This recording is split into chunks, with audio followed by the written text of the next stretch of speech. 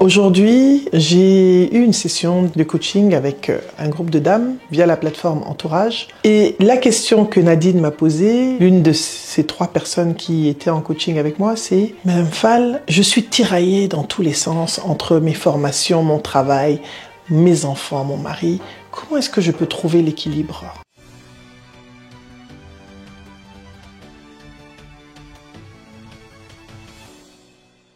Bonjour, je suis Nabou Fall, vous êtes sur la chaîne Nabou Fall officielle, la chaîne de l'investissement sur soi, du développement professionnel et personnel, la chaîne qui va faire de vous des personnes inspirantes, impactantes, brillantes et charismatiques.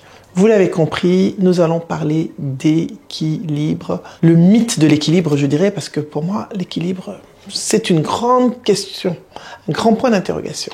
N'oubliez pas, cling, on s'abonne, bling. On appuie la cloche pour avoir les notifications, d'accord? Alors Nadine, je t'ai répondu tout à l'heure, mais je vais répéter ici ce que je t'ai dit, parce que l'équilibre, on en parle.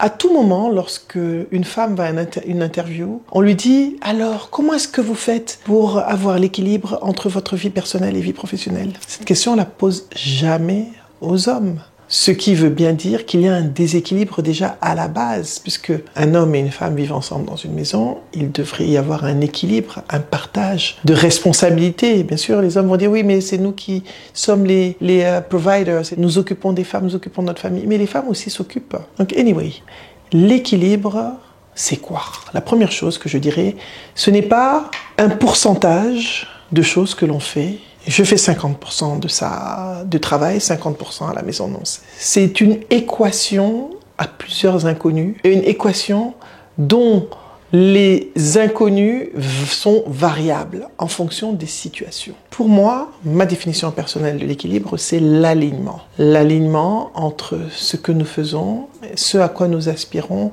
et comment nous nous sentons. C'est vraiment cet alignement-là, parce que à différents moments de nos vies, nous devons nous concentrer plus sur certaines choses que d'autres choses. N'est-ce pas Nadine, je te l'ai dit. Je t'ai dit, écoute Nadine, il y a une réalité qui est là.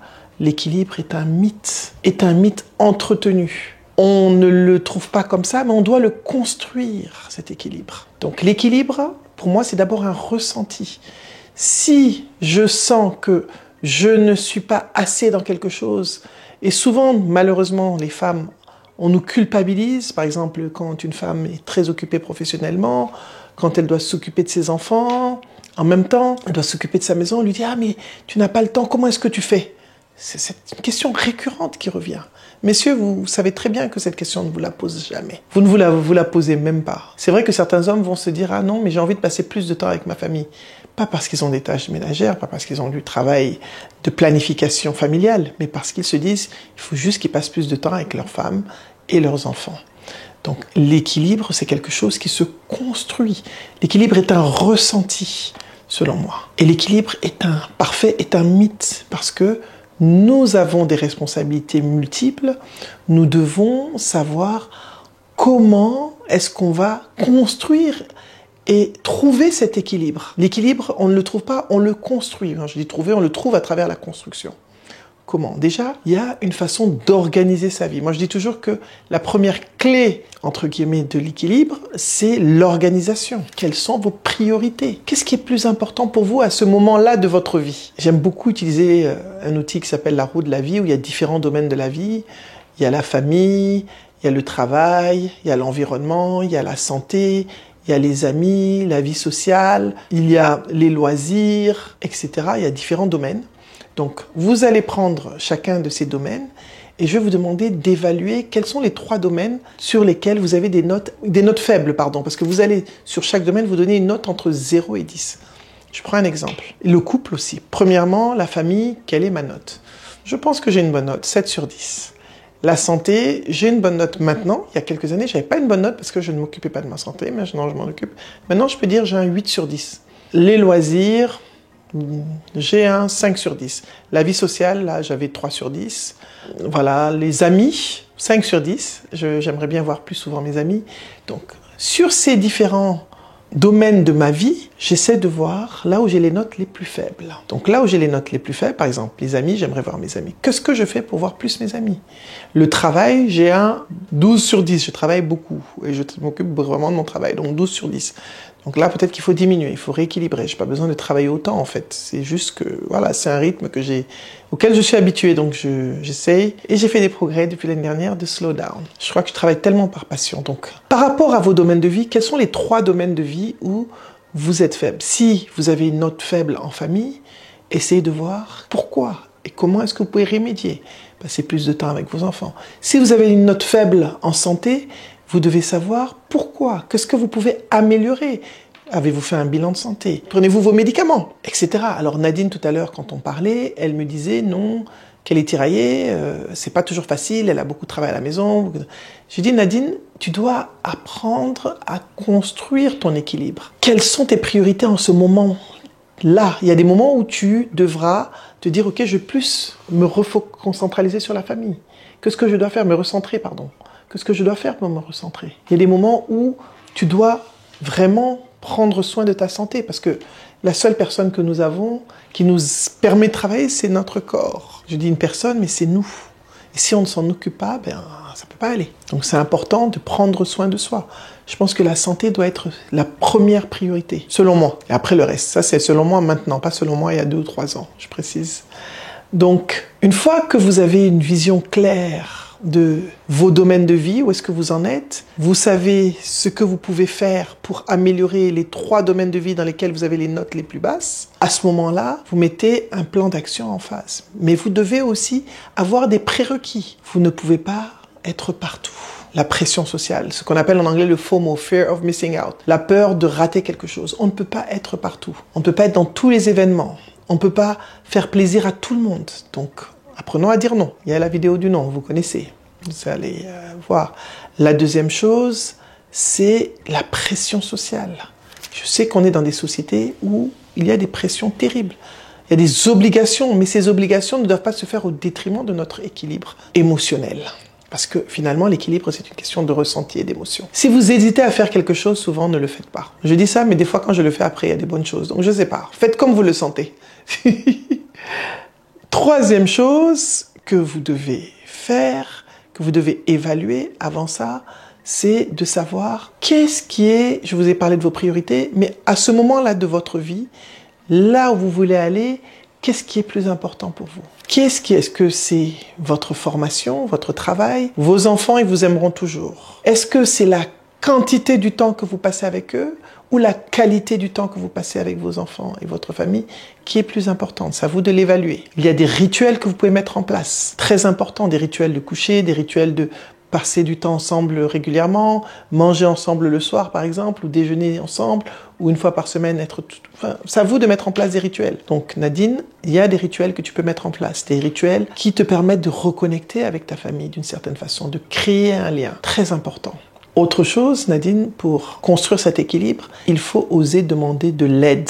Demander de l'aide. Les femmes ne demandent pas de l'aide. Oser demander de l'aide, avoir un système de support, soit des personnes qui travaillent pour toi, soit des personnes de ta famille. Dire, écoute, voilà, je ne peux pas, est-ce que tu peux voir ça avec mon fils? Est-ce que tu peux m'aider avec ceci, cela? L'organisation aussi importante. Menu, semaine, qu'est-ce qu'on mange? Qui fait quoi? Comment on le fait? Et je sais que c'est pas facile, parce qu'on a tellement de choses à gérer dans le monde d'aujourd'hui, entre la vie professionnelle, le besoin de développement de soi. Le développement personnel est un domaine de la vie. Si vous voyez que votre développement personnel est faible, qu'est-ce que vous faites pour le remonter? Voilà. Donc, Nadine, l'équilibre de vie se construit. On ose demander aux autres de nous aider. On ose demander à son conjoint de nous aider. On fait la part des choses, on clarifie ses priorités et on met en place un agenda, même pour la famille. On sait qui fait quoi, quand. C'est très important. Donc, n'hésitez pas à demander de l'aide pour construire cet équilibre. Parce que pour moi, l'équilibre n'est un mythe. Il y aura des moments dans votre vie où vous allez vous mettre à fond dans le travail. Il y aura des moments où vous allez attendre que vos enfants grandissent pour faire certaines choses.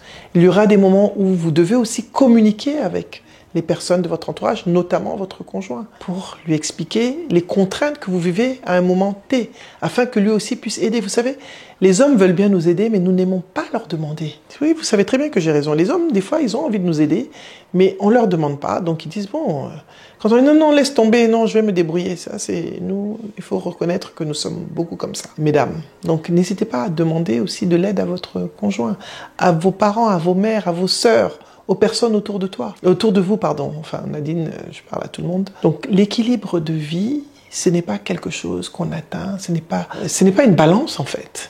Il y a de l'équilibre dans le déséquilibre. C'est ce que je dis toujours. Et ce déséquilibre, il se ressent positivement si vous êtes aligné avec ce déséquilibre à ce moment-là. Apprenez à déculpabiliser aussi. Il faut apprendre à déculpabiliser. Le ressentez, oui, bon, je me suis concentré, je ne me suis pas concentré, vos enfants vous aimeront, vous mettez en place des rituels, vous communiquez avec eux, vous leur expliquez, tout est aussi dans la communication avec la famille, avec l'entourage. Et osez aussi, quand vous ne pouvez pas faire des choses au bureau, n'ayez pas peur de dire non. N'acceptez pas d'être surchargé. Ne vous surchargez pas. Ne faites pas comme moi. Ouais, j'ai rien dit. Maintenant, je m'allège. Donc, pour moi, mon équilibre, c'est ça. L'équilibre, il est personnel. Il n'y a pas de règle. Chacun doit pouvoir trouver son modèle d'équilibre qui n'est pas un équilibre 50-50, qui n'est pas, bon, je passe 25% ici, 25% là, ça ne marche pas comme ça. Il y aura toujours une balance qui sera comme ça. Prenez du temps pour vous aussi. Prenez du temps pour créer des liens sociaux avec vos amis. Ça va vous faire du bien et ça contribue à votre équilibre émotionnel. Donc, je sais que je n'ai pas de réponse magique, mais l'équilibre se construit. L'équilibre, c'est un effort personnel de planification, de clarification des priorités. C'est un effort personnel de demande d'aide. C'est un effort personnel d'organisation hebdomadaire, mensuelle. L'équilibre est une construction. L'équilibre demande une déculpabilisation. L'équilibre demande que vous soyez aligné avec vos activités du moment en fonction de vos priorités, afin que vous soyez bien dans votre tête, dans votre cœur et bien dans votre environnement. Merci beaucoup Nadine, on en a parlé, j'espère que ces compléments d'informations vont t'aider. Bienvenue si vous venez d'arriver sur la chaîne Naboufal officielle, je suis Naboufal et je vous invite à vous abonner, activer la cloche et je vous dirai pourquoi. Vous allez vous abonner, vous allez activer la cloche parce que vous êtes sur la chaîne du développement personnel et professionnel et sur la chaîne qui va faire de vous des personnes inspirantes, impactantes, brillantes et charismatiques. À bientôt!